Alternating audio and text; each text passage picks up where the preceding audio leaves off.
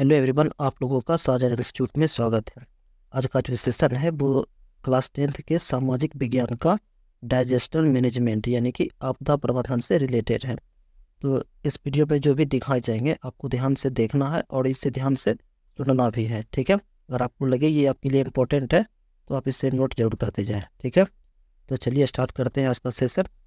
देखते हैं आज का फर्स्ट क्वेश्चन। फर्स्ट क्वेश्चन है भूकंप का मापन किसके द्वारा होता है, ठीक है। सबसे पहले आप भूकंप समझ लीजिए। भू भू का मतलब हो गया धरती और कंप का मतलब हो गया कांपना, ठीक है। यानी कि धरती का कांपना क्या कहलाता है? भूकंप कहलाता है, ठीक है। तो प्रश्न है भूकंप का मापन किसके द्वारा होता है, यानी कि भूकंप जब आता है तो हम लोग किस चीज़ से भूकंप की तीव्रता या भूकंप को मापते हैं, ठीक है। चार ऑप्शन आपके सामने है, बताइए इसका राइट आंसर क्या होगा। ऑप्शन है मल्टीमीटर, फोकस, रिएक्टर स्केल या फिर सुनामी, ठीक है। तो इसका राइट आंसर क्या होगा? ऑप्शन नंबर सी हो जाएगा, ठीक है। भूकंप का मापन किसके द्वारा होता है?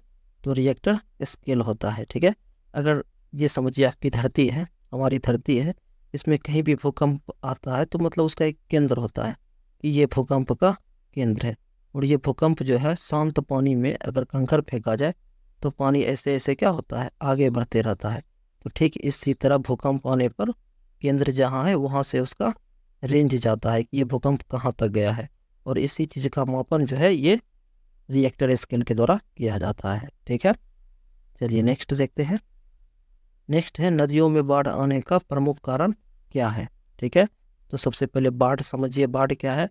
तो बाढ़ का परिभाषा है कि नदी तालाबों का पानी जब अपने जलस्तर से ऊपर उठकर गांव घर में घुसने लगे तो उसे क्या कहा जाता है? उसे बाढ़ कहा जाता है।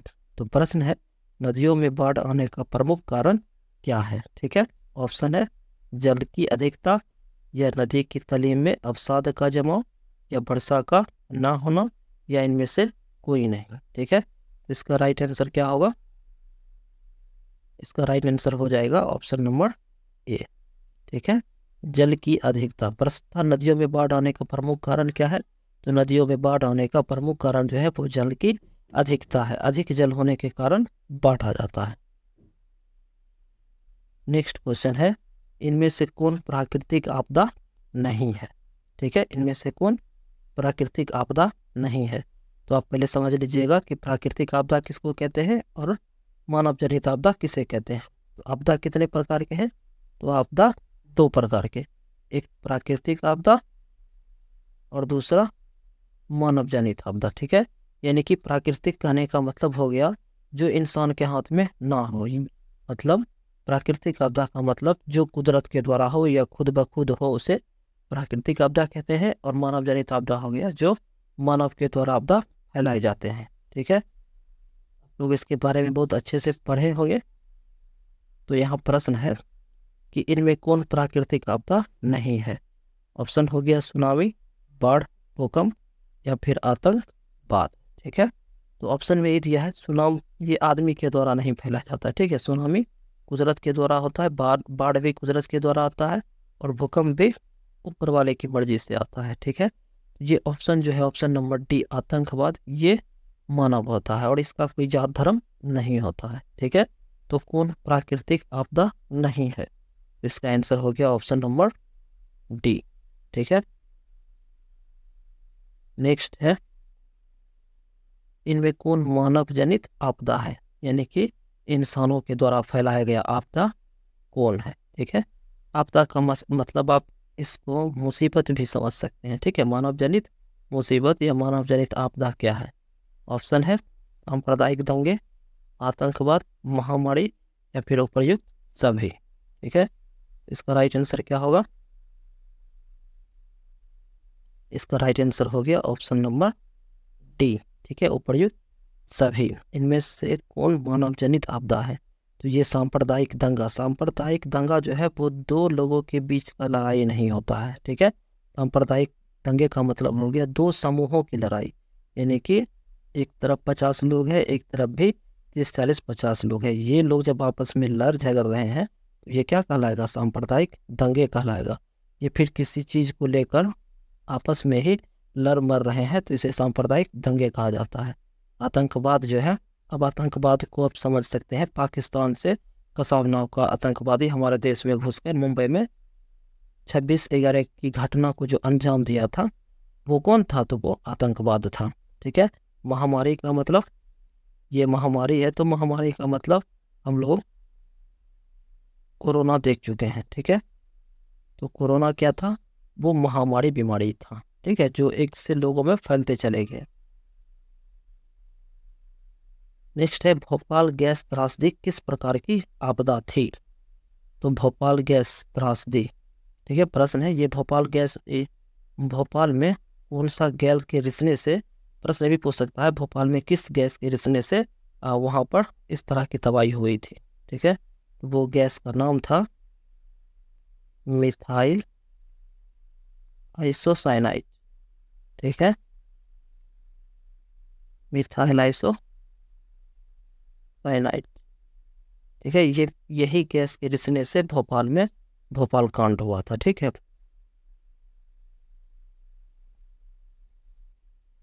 ये कब हुआ था? भोपाल गैस त्रासदी कब हुआ था अगर पूछ लिया जाए, तो इसका आंसर होगा 1984 में। ठीक है, तो यहाँ प्रश्न है कि भोपाल गैस त्रासदी किस प्रकार की आपदा थी? ठीक है, ये पूछा जा रहा है। ऑप्शन है, प्राकृतिक आपदा थी, मानव जनित आपदा थी, वायुमंडलीय थी, या फिर इनमें से कोई नहीं। तो इसका राइट आंसर क्या होगा?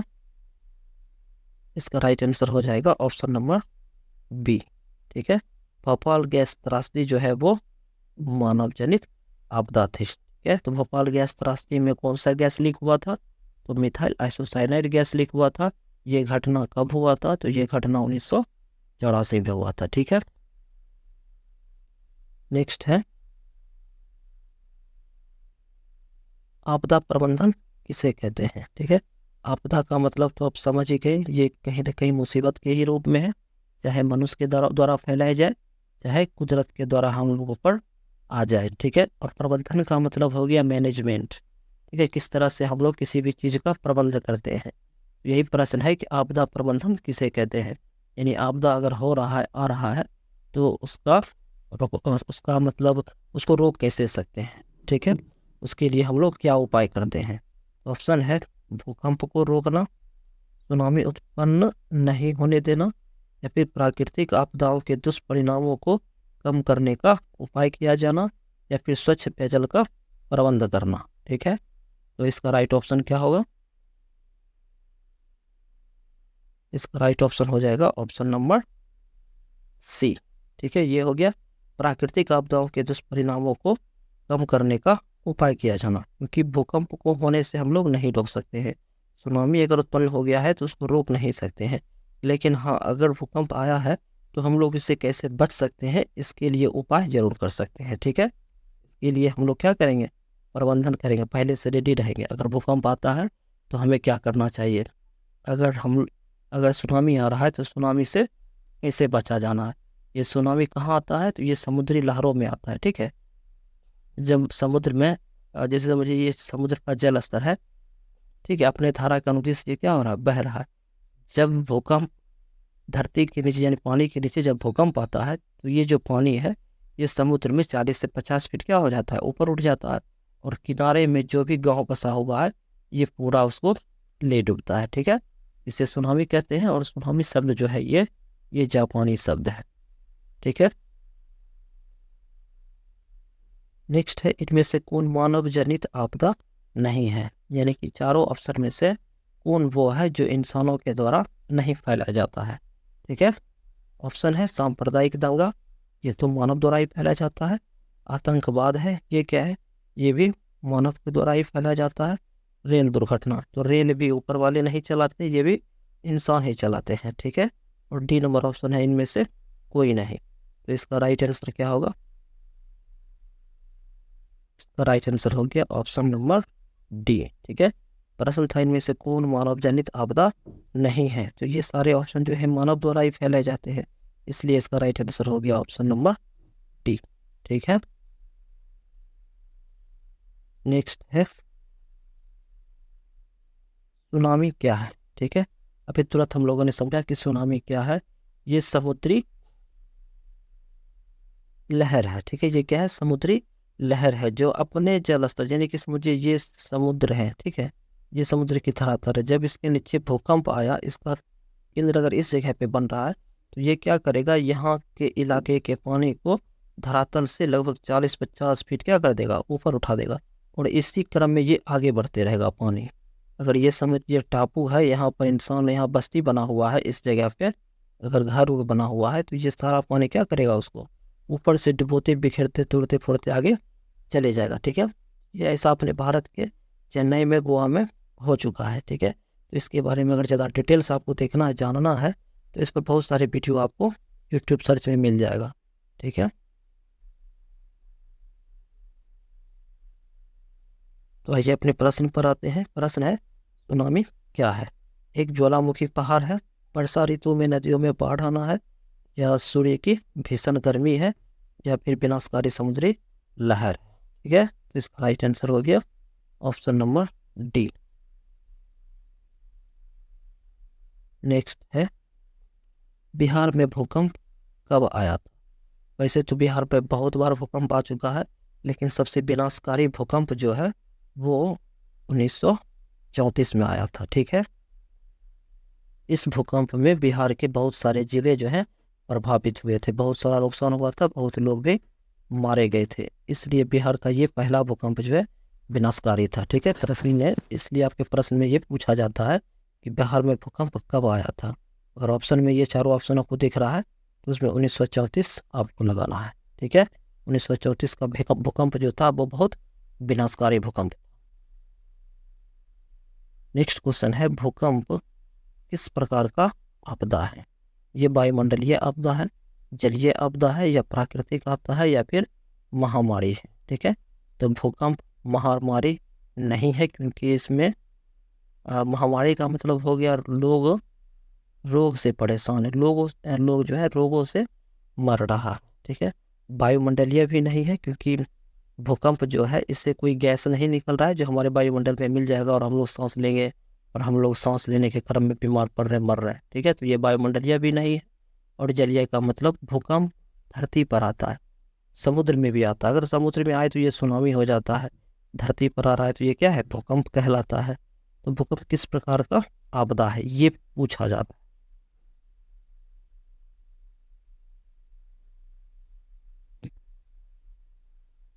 तो इसका राइट आंसर क्या हो जाएगा, भूकंप किस प्रकार का आपदा है? तो ये है प्राकृतिक आपदा, ठीक है, जो खुद ब खुद आता है भूकंप।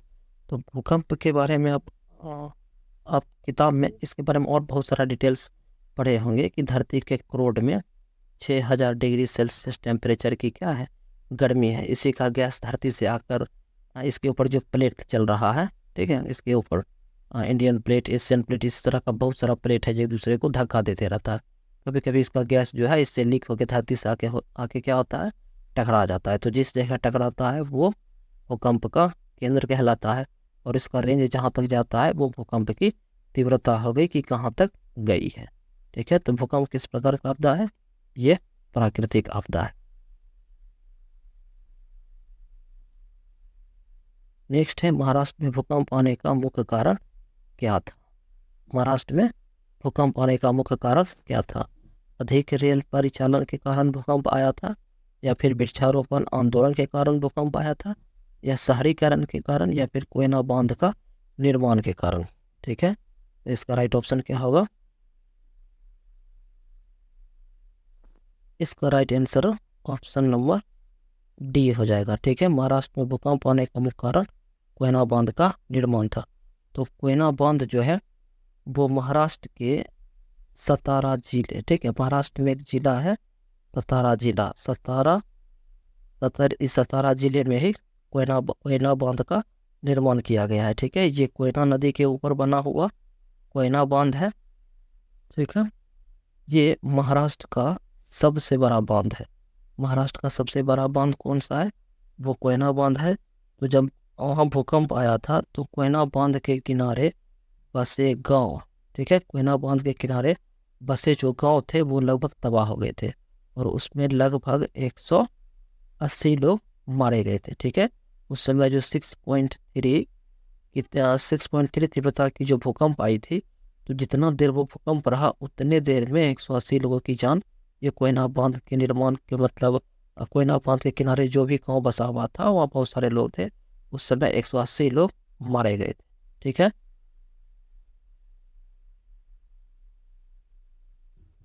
नेक्स्ट क्वेश्चन है, इनमें कौन विस्तृत क्षेत्र को प्रभावित करने वाली आपदा है? ठीक है, विस्तृत क्षेत्र को प्रभावित करने वाली आपदा है। ऑप्शन है भूकंप, ओजोन परत का क्षरण, ज्वालामुखी या फिर बाढ़। क्या होगा इसका राइट आंसर? इसका राइट आंसर हो जाएगा ऑप्शन नंबर बी। ठीक है, प्रश्न था इनमें कौन विस्तृत क्षेत्र, विस्तृत क्षेत्र मतलब बहुत बड़ा एरिया को प्रभावित कर सकता है, तो वो है ओजोन परत का क्षरण। ठीक है, ओजोन परत किसे कहते हैं? ओजोन परत क्या है? तो हम लोग जिस वातावरण में रहते हैं ये क्षोभ मंडल कहलाता है, और इसके ठीक ऊपर के मंडल को समताप मंडल कहते हैं। ठीक है, समताप मंडल कहते हैं, और इसी समताप मंडल में ओजोन परत है। ठीक है, जो हमें सूर्य से निकलने वाला पराबैंगनी प्रकाश जो होता है, यानी अल्ट्रावायलेट किरण जो है पराबैंगनी प्रकाश, इसको क्या करता है? ओजोन परत छानता है। ठीक है, इसको रोकता है, इससे छान कर तब हम लोग के क्षोभ मंडल में, यानी कि हम लोग जहाँ पर रह रहे हैं, ठीक है, हम लोग जहाँ रह रहे हैं तो इसके सूर्य से निकलने वाली हानिकारक किरणें जो है उसको ओजोन परत रोकता है। ठीक है, अगर डायरेक्ट हम लोगों को सूर्य का लाइट पड़े तो हमें चर्म रोग, खुजली, बहुत सारी ऐसे स्किन प्रॉब्लम, यानी कि चमड़े से रिलेटेड बहुत सारे बीमारी हम लोग को हो सकता है। ठीक है, ओजोन परत का क्षरण, यानी कि ओजोन परत में छिद्र हो जाए या ओजोन परत को कुछ भी नुकसान हो रहा है तो उससे निकलने, सूर्य से निकलने वाला अल्ट्रावायलेट प्रकाश यानी पराबैंगनी किरण हम लोगों के लिए नुकसानदेह हो सकता है। ठीक है, तो क्वेश्चन क्या था? क्वेश्चन एक बार फिर से देख लीजिए, इनमें कौन विस्तृत क्षेत्र को, यानी कि बहुत बड़े एरिया को नुकसान कर सकता है, वो कौन सी आपदा है? ठीक है, विस्तृत क्षेत्र को प्रभावित करने वाली आपदा कौन है? तो वो है ओजोन परत का क्षरण। ठीक है, यानी कि जो ओजोन को अगर नुकसान हो रहा है तो बहुत बड़ा एरिया जो है वो एक बार में प्रभावित हो सकता है।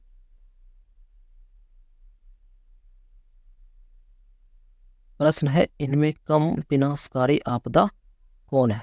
यानी कि वह कौन सी आपदा है जो थोड़ा कम विनाशकारी है? ठीक है, ऑप्शन है भूस्खलन, सुनामी, बाढ़ या फिर सूखा। सूखा से बहुत बड़ा विनाशकारी विनाश हो सकता है, बहुत लोगों की जान जा सकती है। सूखा मतलब अगर पानी की कमी हो जाए तो लोग पानी के बगैर कितने दिन तक जिंदा रह सकता है। ठीक है, फिर बाढ़, बाढ़ के आने से भी कई गांव तबाह हो जाते हैं। सुनामी आने से भी एक बार में बहुत सारे लोग मारे जा सकते हैं। लेकिन ऑप्शन नंबर ए जो दिख रहा है आपको, भूस्खलन, भूस्खलन का मतलब हो गया कि बड़े बड़े नदी तालाब के किनारे बसे जो गांव होते हैं, और भूस्खलन पानी जो है वो इस जगह के मिट्टी को क्या करता है? धीरे धीरे नीचे गिराते रहता है, तो अब मिट्टी का अवक्षय होते रहता है, यानी मिट्टी जो है ढह ढह क्या होता है पानी में गिरते चले जाता है। तो ये हो गया एक तरह का भूस्खलन। तो ऐसे नदी के किनारे गांव भी बहुत कम ही बसे होते हैं। ठीक है, बहुत कम गांव बसे होते हैं, लोग को पहले पता चल जाता है कि यहाँ का एक बार अगर गिर रहा है थोड़े थोड़े तो ये आगे जाके गिर भी सकता है। तो ऐसे में लोग क्या करते हैं, अपना सेफ्टी देख लेते हैं, यहाँ रहना है या नहीं रहना है, तो इससे बहुत कम आपदा होती है। ठीक है, इससे जान माल की बहुत कम क्षति होती है।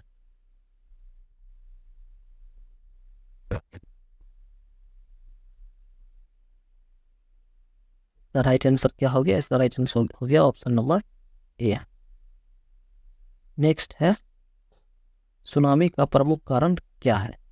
ऑप्शन है समुद्र में भूकंप का आना, स्थलीय क्षेत्र पर भूकंप का आना, द्वीप पर भूकंप का आना, या इनमें से कोई नहीं। तो इसका राइट आंसर क्या हो गया? इसका राइट आंसर हो गया ऑप्शन नंबर ए। ठीक है, समुद्र में भूकंप का आना सुनामी का प्रमुख कारण है। नेक्स्ट क्वेश्चन है, बंगाल की खाड़ी का चक्रवात किन महीनों में भयानक होता है? ठीक है, और जब बंगाल की खाड़ी में चक्रवात भयंकर होता है या भयानक होता है तब हम लोगों के यहाँ आई मीन बिहार में बारिश बहुत दिन रात होते रहती है, और बहुत बहुत जगह यही बाढ़ का कारण भी बन जाती है। ठीक है, तो वो समय कौन सा होता है? समय है मई जून का, जून जुलाई का, या अगस्त सितंबर का, या फिर अक्टूबर नवंबर का। तो इसका राइट ऑप्शन क्या होगा? इसका राइट ऑप्शन हो जाएगा ऑप्शन नंबर डी। ठीक है, अक्टूबर नवंबर इन महीनों में भयानक होता है, तो ये अक्टूबर नवंबर में भयंकर होता है। तो बिहार में खास करके अक्टूबर का महीना ज़्यादा इससे प्रभावित होता है। नेक्स्ट क्वेश्चन है, इनमें कौन भारत का सूखा क्षेत्र माना जाता है? ठीक है, 4 ऑप्शन आपके सामने दिया है और पूछा जा रहा है इनमें कौन भारत का सूखा क्षेत्र माना जाता है। ऑप्शन है पूर्वी राजस्थान, पूरा मध्य प्रदेश, या फिर कर्नाटक का पठारी क्षेत्र, या फिर ये सभी। क्या होगा इसका राइट आंसर? इसका राइट आंसर हो जाएगा ऑप्शन नंबर डी, ये सभी। नेक्स्ट क्वेश्चन है, बाढ़ प्रबंधन में किस बात पर सबसे अधिक ध्यान देना चाहिए? यानी कि बाढ़ अगर आ रहा है तो उसके रोकथाम के लिए किस बात पर सबसे अधिक ध्यान देना चाहिए? ठीक है, ऑप्शन है नदी के जल को दूषित होने से बचाना, नदी के दोनों ओर तटबंधों का निर्माण करना। तटबंधों का मतलब नदी, अगर ये नदी बह रहा है तो इसके दोनों तरफ क्या करना, ऊंचे ऊंचे बांध बना देना। ठीक है, ताकि पानी इधर ना घुस सके ना इधर आ सके। ठीक है, उसके बाद है नदी पर मजबूत पुल बनाना। तो नदी पर पुल बनाने का मतलब आप इस पार से इस पार जा रहे हो लेकिन पानी को रोक नहीं रहे हैं। ठीक है, और प्रश्न है बाढ़ प्रबंधन में किस बात पर सबसे अधिक ध्यान देना चाहिए?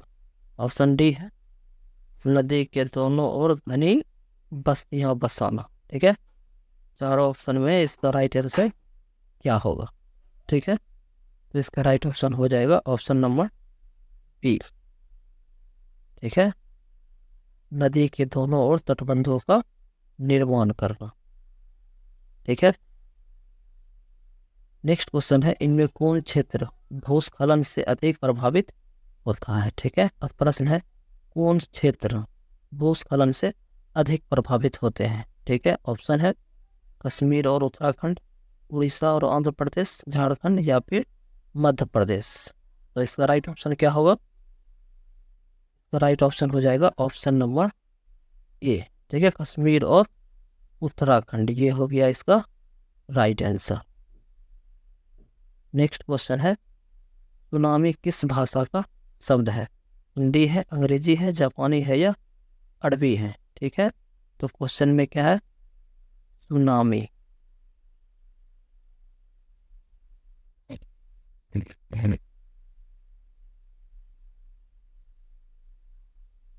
ठीक है, ये शब्द जो है ये जापानी शब्द है।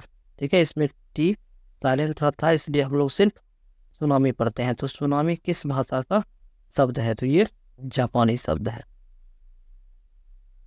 नेक्स्ट क्वेश्चन है, बाढ़ क्या है? ठीक है, बाढ़ का परिभाषा हम लोगों ने पहले देख लिया है कि जब नदी तालाब का पानी अपने जल स्तर से ऊपर उठ के गाँव घर में घुसने लगे तो उसे बाढ़ कहते हैं। तो ये कैसा आपदा है? ये प्राकृतिक आपदा है, मानव जनित आपदा है, सामान्य आपदा है, या इनमें से कोई नहीं? तो इसका राइट आंसर क्या होगा? इसका राइट आंसर हो जाएगा ऑप्शन नंबर ए।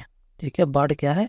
वो प्राकृतिक आपदा है। ठीक है, उम्मीद करते हैं कि वीडियो आप लोगों को पसंद आया होगा। अगर लगे आपको ये वीडियो आपके लिए इम्पोर्टेंट है तो आप बाकी क्वेश्चन को याद रखें, नोट कर ले, और हो सके तो आप अपने फ्रेंड सर्किल में या अपने जानकार को इस वीडियो को शेयर जरूर कर दीजिएगा। ठीक है, ताकि वो लोग भी यहाँ से आपदा प्रबंधन यानी कि डाइजेशन मैनेजमेंट के बारे में जानकारी ले सके। ठीक है, यहाँ हमने लिखा है नेक्स्ट कमिंग सून। ठीक है, तो इसी तरह का 10th के सिलेबस के अकॉर्डिंग जो भी आगे का डिटेल्स बताया जाएगा जो भी सब्जेक्ट के ऊपर, तो आप तक वो वीडियो आ जाएगा। इसके लिए आप सब्सक्राइब भी जरूर कर लीजिएगा। ठीक है।